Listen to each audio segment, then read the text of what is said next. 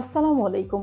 Sunrise education consultant থেকে আমি সাবরিনা রহমান আপনাদের সবাইকে আমন্ত্রণ জানাচ্ছি আমাদের আজকের ভিডিওতে।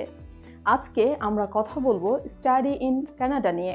বিদেশে উচ্চশিক্ষা নিয়ে ভাবতে আমাদের মাথায় যেই কান্ট্রিগুলোর নাম আসে তার মধ্যে কানাডা একটি। কানাডাতে রয়েছে হাইলি এডুকেশনাল সিস্টেম। কানাডার মধ্যে রয়েছে 100-রও বেশি ইন্টারন্যাশনাল ইউনিভার্সিটি। তাছাড়া কানাডা কিন্তু পৃথিবীর মধ্যে অন্যতম একটি শান্তিপ্রিয় দেশ।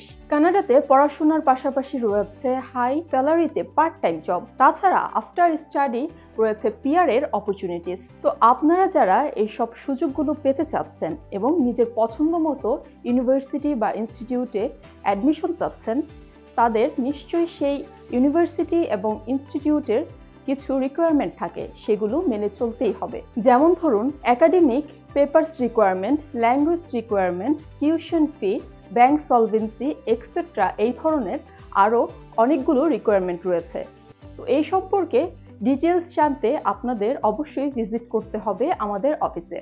আমাদের অফিসে আমি সহ রয়েছেন আরও এক্সপার্ট কাউন্সিলররা, যাদের কাছে আপনি পেয়ে যাবেন সম্পূর্ণ তথ্য। এবং স্টাডি ইন অ্যাব্রড নিয়ে আরও জানতে আপনারা আমাদের ইউটিউব চ্যানেল এবং ফেসবুক পেজে সংযুক্ত থাকুন। Thank you.